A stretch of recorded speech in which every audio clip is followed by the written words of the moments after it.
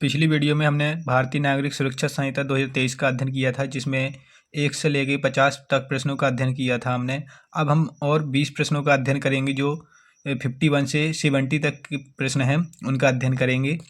अगर आपने हमारे चैनल को सब्सक्राइब नहीं किया है तो चैनल को सब्सक्राइब जरूर कीजिए।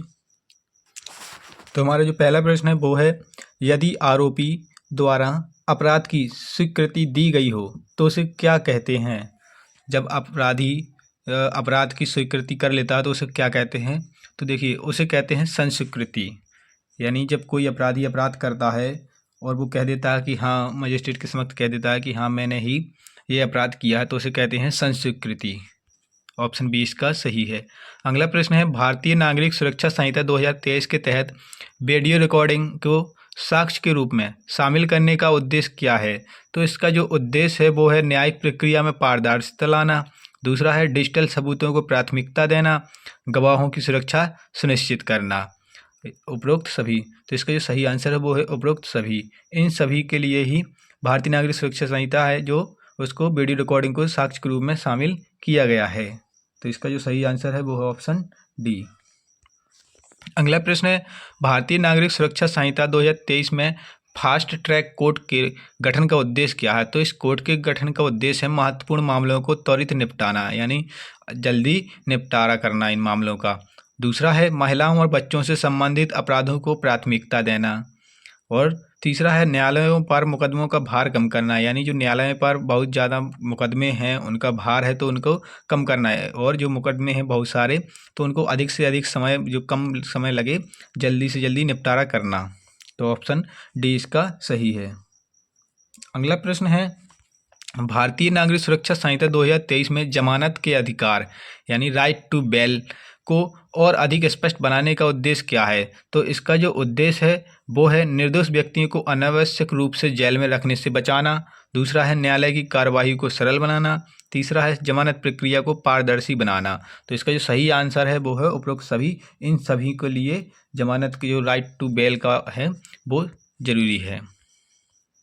अगला प्रश्न है, भारतीय नागरिक सुरक्षा संहिता 2023 में न्यायिक समीक्षा यानी जुडिशियल रिव्यू के नए प्रावधान का मुख्य उद्देश्य क्या है। तो इसका जो मुख्य उद्देश्य है वो है पुलिस जांच पर निगरानी रखना। दूसरा है गलत सजा को रोकना। तीसरा है न्यायिक प्रक्रिया को निष्पक्ष बनाना। और इसी कारण से इसको जो न्यायिक समीक्षा है, जुडिशियल रिव्यू, तो इसका मुख्य प्रावधान का उद्देश्य है। तो ऑप्शन डी इसका सही है। अगला प्रश्न है, भारतीय नागरिक सुरक्षा संहिता 2023 के तहत नए डिजिटल प्रावधानों का उद्देश्य क्या है।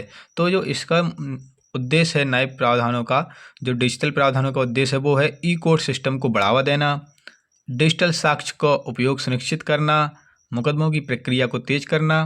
तो इन सभी का डिजिटल प्रावधानों के तहत मुख्य उद्देश्य कहा गया है। तो इसका ऑप्शन जो है सही है वो है ऑप्शन डी। अगला प्रश्न है, भारतीय नागरिक सुरक्षा संहिता 2023 का मुख्य जो सबसे बड़ा सुधार है वो क्या है। तो इसका जो सबसे बड़ा सुधार माना जाता है वो है डिजिटल साक्ष्य का समावेश। तो इसका जो सही ऑप्शन है वो है ऑप्शन ए।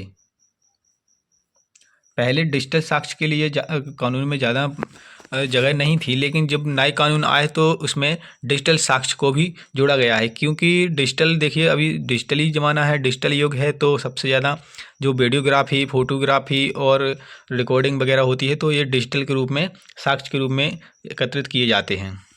अगला प्रश्न है, भारतीय नागरिक सुरक्षा संहिता 2023 में पुराने कानूनों को बदलने का मुख्य कारण क्या है। तो इसका जो मुख्य कारण है वो है अधिक पारदर्शिता लाना। उनमें अधिक पारदर्शिता नहीं थी, तो नए कानून में अधिक पारदर्शिता है। दूसरा है आधुनिक तकनीकों का उपयोग करना, जो आज के युग में नई तकनीकें हैं, नई डिजिटल युग है, इनका उपयोग करना। तीसरा है न्यायालयों पर भार कम करना, जो न्यायालय है उन पर भार बहुत ज़्यादा केस उन लंबित हैं, तो उनको कम करना। अगला प्रश्न है, भारतीय नागरिक सुरक्षा संहिता 2023 में न्याय में देरी को कम करने के लिए कौन सी प्रमुख रणनीति अपनाई गई है।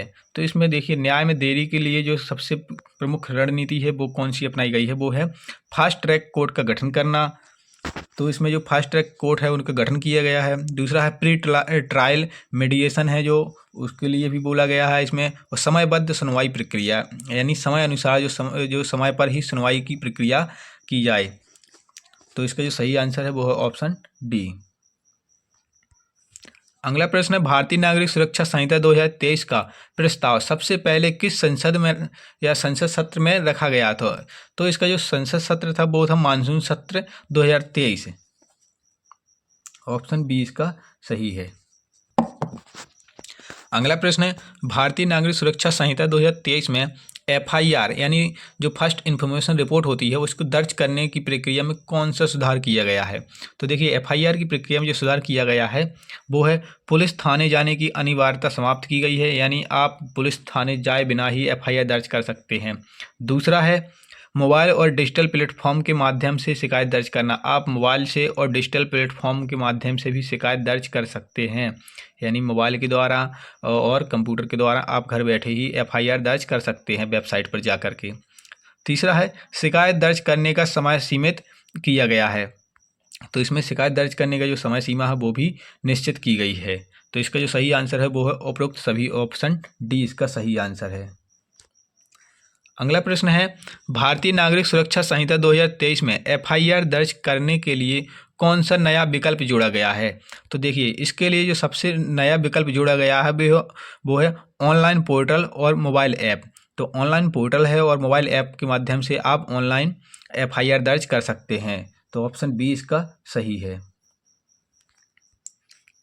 अगला प्रश्न है भारतीय नागरिक सुरक्षा संहिता 2023 के तहत महिलाओं और बच्चों से संबंधित मामलों के लिए कौन सी नई प्रक्रिया लागू की गई है? तो महिलाओं और बच्चों के लिए जो प्रक्रिया लागू की गई है वो है विशेष फास्ट ट्रैक कोर्ट, उसका गठन किया गया है। दूसरा है 24 घंटे में FIR दर्ज करना अनिवार्य किया गया है कि अगर महिलाओं और बच्चों से संबंधित कोई अपराध होता है, कोई मामला होता है तो 24 घंटे में FIR दर्ज करनी होगी। तीसरा है गवाह सुरक्षा, तो गवाह के लिए भी सुरक्षा प्रदान की गई है। पहले के कानून में क्या था कि गवाह के लिए कोई सुरक्षा प्रदान नहीं की गई थी, तो अब जो है गवाह के लिए सुरक्षा प्रदान की गई है। तो ऑप्शन डी इसका सही है। ये प्रश्न देखिए जो गवाह की सुरक्षा के लिए प्रश्न है तो ये प्रश्न ऑल इंडिया बार एग्जाम में भी अभी 2024 में पूछा गया है, जो अभी 19 हुआ है। तो इसका जो सही आंसर है वो है ऑप्शन डी, उपरोक्त सभी। अगला प्रश्न है भारतीय नागरिक सुरक्षा संहिता 2023 के तहत अपराधियों के लिए जो समुदाय सेवा सजा के रूप में कब लागू की जा सकती है? तो जो देखिए अभी जो नई सजा का प्रावधान जोड़ा गया है समुदाय सेवा, तो ये इसमें पूछा गया है कि ये सजा के रूप में कब लागू की जा सकती है। तो देखिए जब कोई व्यक्ति साधारण और गैर हिंसात्मक अपराध करता है तो ये समुदाय सेवा की जो सजा है वो उसको लागू किया जा सकता है। तो इसका जो सही ऑप्शन है वो है ऑप्शन सी, यानी कोई व्यक्ति ऐसा अपराध करता है जो साधारण हो और ज़्यादा गैर जमानती है, तो उनमें यानी जिनमें जमानत हो सकती है और ज़्यादा दंड वाला नहीं है, तो उसमें ये साधारण के रूप में समुदाय सेवा का सजा का प्रावधान किया गया है। अगला प्रश्न है भारतीय नागरिक सुरक्षा संहिता 2023 में महिलाओं के लिए कौन सा विशेष प्रावधान जोड़ा गया है? तो इसमें जो महिलाओं के लिए विशेष प्रावधान जोड़ा गया वो है गिरफ्तारी से पहले नोटिस देना अनिवार्य है। अगर किसी महिला को गिरफ्तार करते हैं तो पहले उसे नोटिस देना होगा। दूसरा है महिला पुलिस द्वारा ही गिरफ्तारी की जाएगी, ये तो पहले भी था। अगर किसी महिला को गिरफ्तार करना तो कोई महिला पुलिस ही उसे महिला को गिरफ्तार करेगी। तीसरा है रात में गिरफ्तारी पर प्रतिबंध, यानी आप अगर किसी महिला को गिरफ्तार करने जाते हैं तो रात में उसे गिरफ्तार नहीं कर सकते, इसके लिए रोक लगाई गई है भारतीय नागरिक सुरक्षा संहिता में। तो इसका जो सही आंसर है वो है ऑप्शन डी। अगला प्रश्न है किसे कॉग्निजेबल अपराध माना जाता है? तो देखिए जो कॉग्निजेबल ऑफेंस होता है वो होता है जिसमें पुलिस बिना वारंट के गिरफ्तारी कर सके, यानी ऐसा अपराध जो खतरनाक है, बहुत ही ज़्यादा खतरनाक है, तो उसे कॉग्निजेबल ऑफेंस माना जाता है। तो इसका जो सही आंसर है वो है ऑप्शन ए, जिसमें पुलिस है बिना वारंट के गिरफ्तार कर सकती है जो कॉग्निजेबल होते हैं, यानी संज्ञेय अपराध।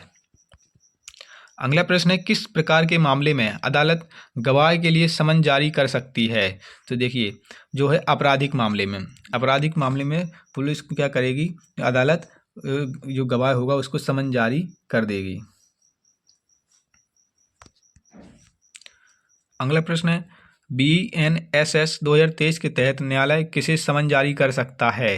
तो देखिए, कोई भी व्यक्ति जिसे न्यायालय आवश्यक समझे, यानी कोई भी व्यक्ति जिसे न्यायालय आवश्यक समझे कि न्यायालय को लगे कि इस व्यक्ति को बुलाना आवश्यक है, तो न्यायालय उस व्यक्ति को क्या करेगा, समन जारी कर देगा, नोटिस जारी कर देगा और उसे कोर्ट में हाजिर होने के लिए आना पड़ेगा।